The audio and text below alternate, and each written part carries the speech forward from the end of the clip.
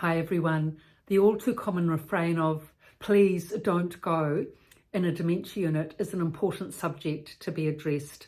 Often dementia residents say this because they're, concerned or scared that you won't come back or they need some help. So in terms of addressing this, reassure them that you will be coming back. Write it in the diary, in the whiteboard, in a card by their bed, so that they are assured that yes, you will be coming back at this time, at this date. In terms of help, ask them, now mum, what help do you need? And she may say, oh, I need a glass of water, or I want to go to the bathroom, dear. So if you help her with that, or either of those tasks, and then you can settle her in the sunshine, in the lounge, by her good friend, and then chances are she'll be fine. She'll be settled till the next time you come. But assure her that you will be coming back again. That's a very important part, because they get so concerned and so upset and so anxious about the fact that you won't be coming back. And what often happens actually at a dementia unit is that they may well say to you, quietly, oh, don't go, dear, don't go. I mean, plaintively, but quietly. But then it can escalate all week until the next Saturday when you come. When is she coming? When's my daughter coming? It's, all week. Anxiety really ratchets up. And for the poor person themselves, having to cope with it, primarily, and then of course it affects the rest of the residents and the staff. It makes the whole atmosphere anxious, uptight and on edge. So that's why it's so important when your mother says please don't go, just address the issues, often being either of these two things.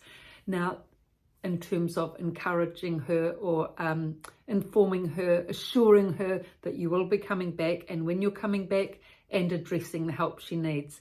Now, this of course all takes time. It definitely takes time. It takes time, it takes patience, it takes tolerance.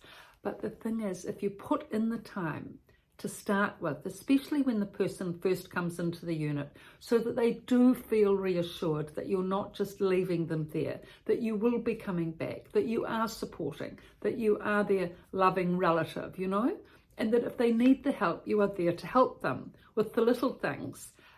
This makes a really big difference, So I actually had one resident, and she had was in this category.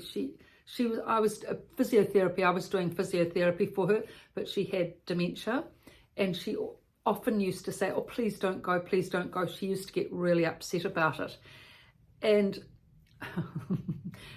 it took quite a lot of time initially for me to reassure her that yes, every Monday I would be back at 1:00, and I'd write it on the whiteboard, in the diary, in a card by her bed, and remind, I'd have to stay back, reminding her, encouraging her. I'd often stay, if you can believe it, half an hour doing this. I mean, the thing is, because I knew if she didn't settle with the fact that I was coming back and that she was assured that I was coming back, she'd be like that for the whole week, anxious, and it would affect everyone else in the unit, and she would, spiral up with anxiety. So for me, it was half an hour, extra half an hour, but it affected the whole week. So I put in that time because I knew it was really important. And then if she, of course, it's always when you're just about to go that they remember what help they need. Oh yes, I do want a glass of water, dear, because I'm very thirsty, and of course drinking the glass of water and helping her with that. I mean, that's not a 1-minute exercise. Sipping it very slowly, because that's what it's like in dementia units. Residents eat slowly, drink slowly, talk slowly, and if you're in a rush, it doesn't make any difference to them. Nothing changes in that regard. You being busy, never mind, they're not going to go faster. So you just have to,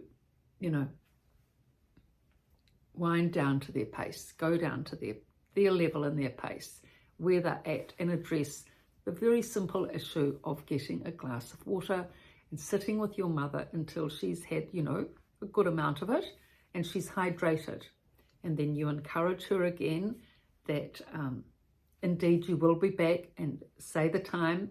Give her the little card that she can put on a sticker on her walker, that Anne, you the daughter, will be visiting 1 o'clock every Saturday, so she knows that.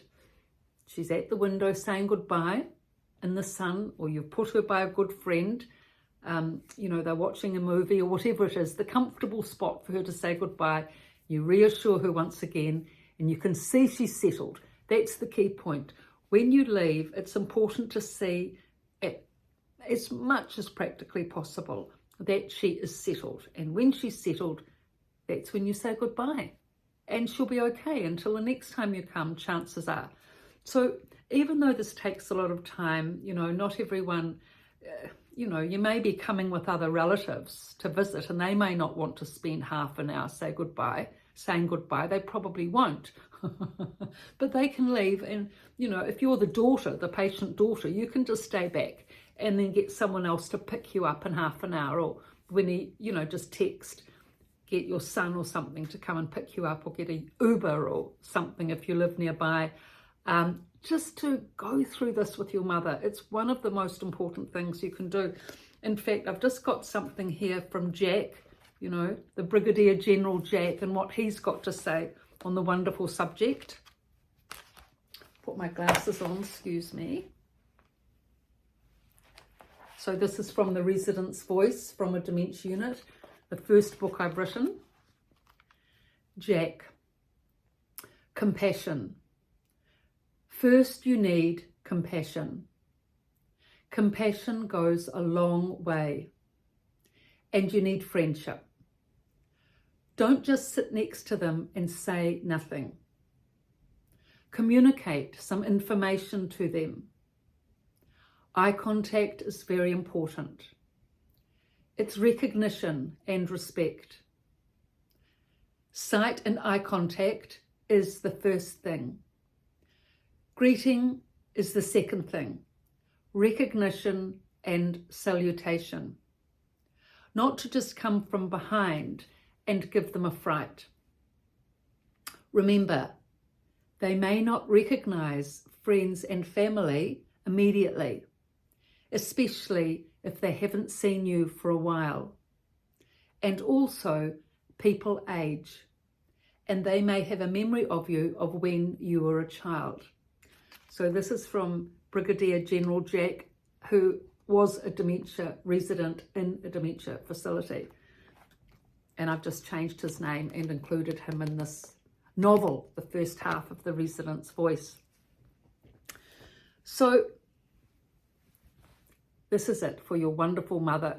If she's calling out and asking you to stay, please don't go. If at all possible, try and stay and reassure her that you will be back again. Any help she needs, help her with that, and then settle her in a comfortable chair where she's socialized with other people, so she's got that company. Then you can leave reassured. Chances are she'll be fine for the week.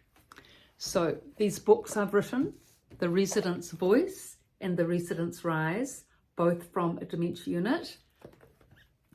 And thank you so much for your comments. I really appreciate these comments. They are so valuable because I can now reply to these comments in these videos, which I'm doing now.